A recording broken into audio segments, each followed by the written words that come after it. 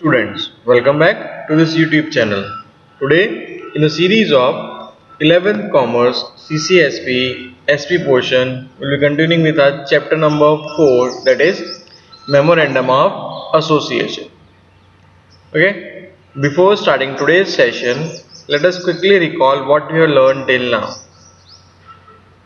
Students, in the previous part of the video, we have learned about or discussed about memorandum, meaning of memorandum.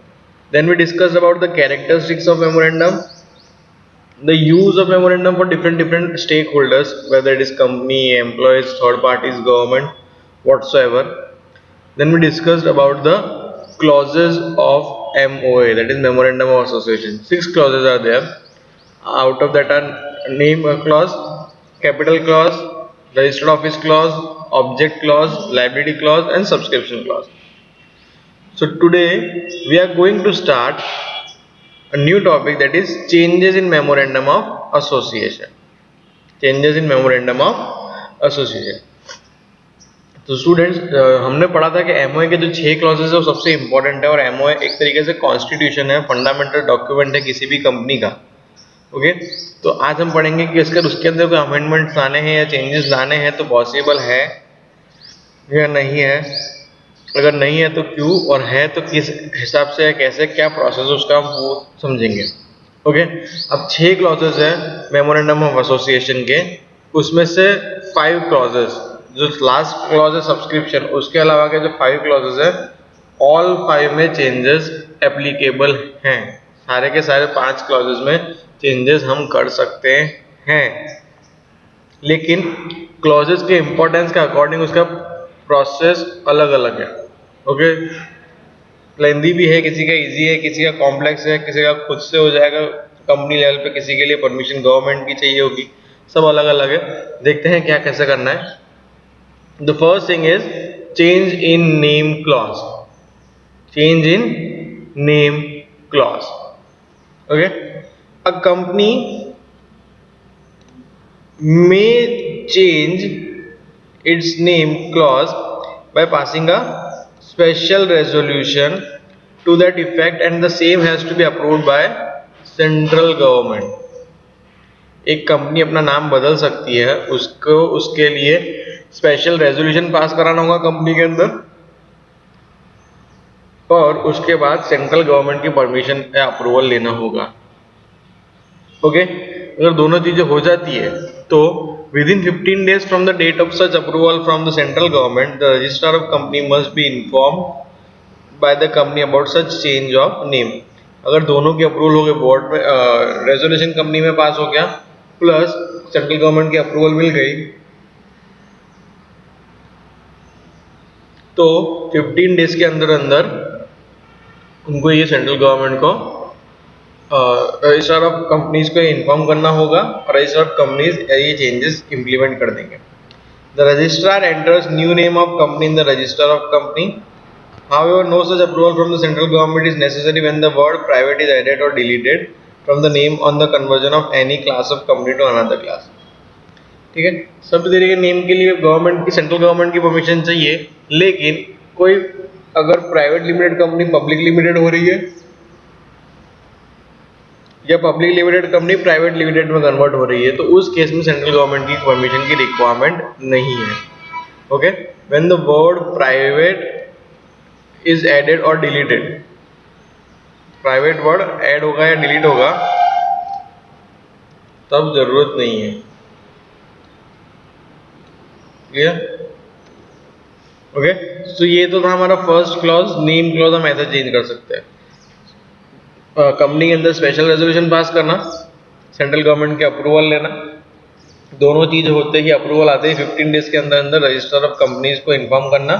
Register of companies नए नाम से register of member company के register में add on कर देगा. Okay, और जब भी private limited company public limited बनती है या पब्लिक लिमिटेड प्राइवेट लिमिटेड बनती है, तो उस केस में सेंट्रल गवर्नमेंट की अप्रूवल की जरूरत नहीं होती. Okay, next is changes in registered office clause. अब स्टूडेंट्स, रजिस्टर्ड ऑफिस क्लॉज जो है बेसिकली वो किसी भी कंपनी का रजिस्टर्ड ऑफिस है. ओके, अब रजिस्टर्ड ऑफिस तीन तरीके से चेंज हो सकता है, एक तो विद इन द सिटी, एक विद इन द स्टेट और एक है outside the state with in the country. Okay, तो तीनों के लिए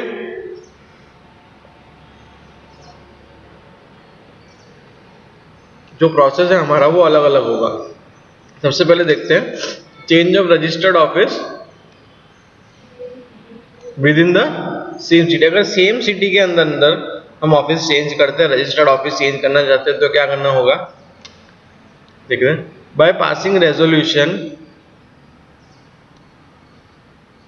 any company can change it's registered office, the company must inform such change of address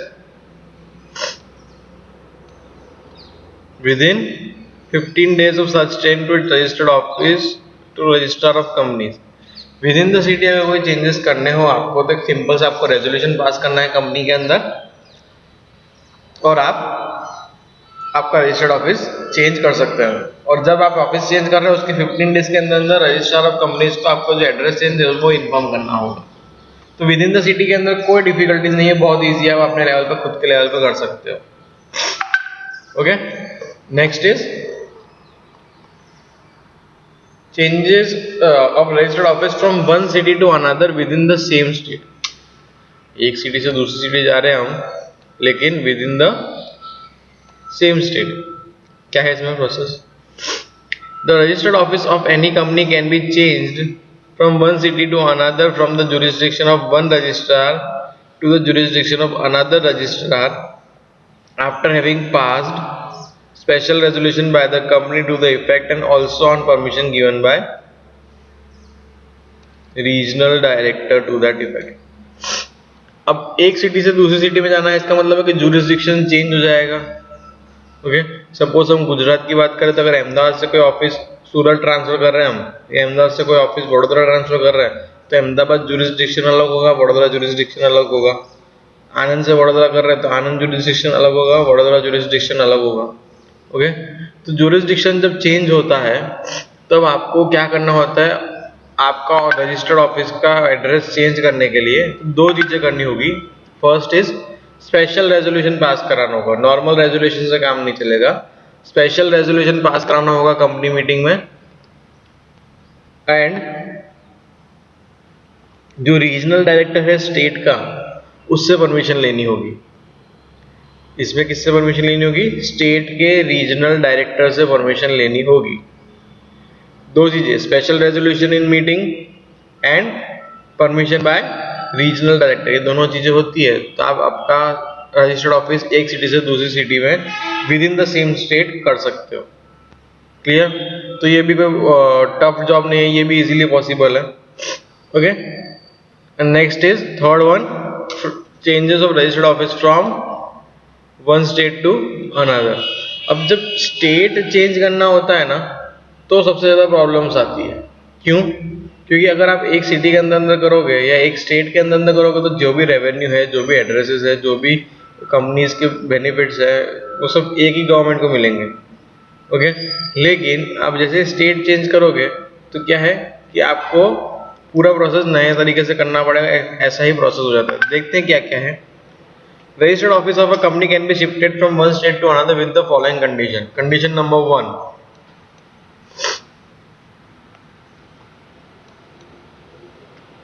the permission of central government is to be obtained by a company। After obtaining the permission from central government within 13 days, application is to be presented to registrar of companies with certified copy of permission along with necessary fees in the requisite form। तो first case तो है कि भाई central government की permission लिया, central government की permission आते ही 30 days के अंदर अंदर जो स्टेट का रजिस्ट्रार ऑफ कंपनीज है उसको एप्लीकेशन दे दो, फॉर्म फिल कर दो और जो फीस है वो पे कर दो। ओके, तो ये केस हो गया। ओके, नेक्स्ट केस क्या है, if the creditors, debenture holders and other concern person with the company have any objection to change of registered office, they may apply for that। Intimation of such alteration of office shall be intimated to register of the state where the office is being shifted and fresh candidate certificate of incorporation shall be given by him indicating such change of registered office। अब generally क्या होता है कि कभी भी कोई office change होगा ना तो पूरा सिनेरियो चेंज हो जाएगा स्टेट चेंज होने से।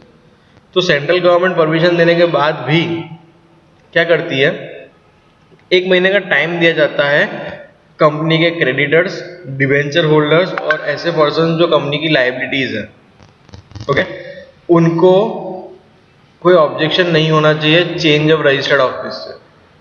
सपोज मैं कंपनी का क्रेडिटर हूं,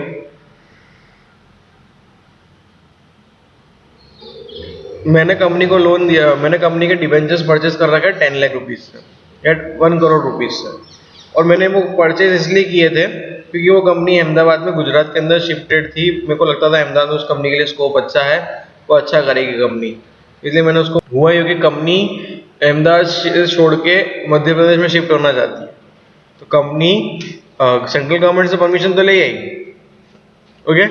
तो अब क्या होगा कि अब अगर मुझे ऑब्जेक्शन है, मैंने इन्वेस्ट इसलिए किया था, मैंने पैसे इसलिए दिए थे क्योंकि वो कंपनी अहमदाबाद में थी, गुजरात में थी, लेकिन अगर हम एमपी में है तो मैं उसके ऊपर ध्यान नहीं रख सकता, उसके पास वहाँ अपॉर्चुनिटीज है या नहीं है वो मुझे पता नहीं है, तो मुझे मेरे पैसे वापस चाहिए। तो या तो दो चीज हो सकती है, या तो कंपनी परमिशन लेने के बाद एडवर्टीजमेंट निकालेगी कि भैया हमने हमारा रजिस्टर्ड ऑफिस चेंज करने का सोचा है, किसी को कोई ऑब्जेक्शन हो तो विद इन 30 डेज हमें इन्फॉर्म करें, रजिस्टर्ड ऑफिस ही करेगा। तो रजिस्टर्ड ऑफिस को अगर ऐसे एडवर्टीजमेंट देखने के बाद अगर किसी ने कोई ऑब्जेक्शन रेज नहीं किया, उसके बाद ही वो कंपनी का ऑफिस एक स्टेट से दूसरे स्टेट में शिफ्ट हो सकता है, ओके। और जब नए स्टेट में शिफ्ट होगा तो फ्रेश सर्टिफिकेट ऑफ इनकॉर्पोरेशन आएगा, ओके। इसका मतलब एक तरीके से पूरी की पूरी नया कंपनी के तरह ही पूरा सेटअप हो जाएगा। क्लियर? तो ये था हमारा name clause and changes in registered office clause. Name clause में special resolution and central government की परमिशन 15 डेज के अंदर रजिस्टर कराना। रजिस्टर्ड ऑफिस क्लॉज क्या चेंजेस के अंदर within the city only resolution needed, within from one city to another special resolution and permission of regional director, and from one state to another state permission of central government and no objections of any stakeholders. Clear? So students, I hope you guys have understood today's session. If you have any doubt, please fill down the comment section. Till then, stay home, stay safe, happy learning.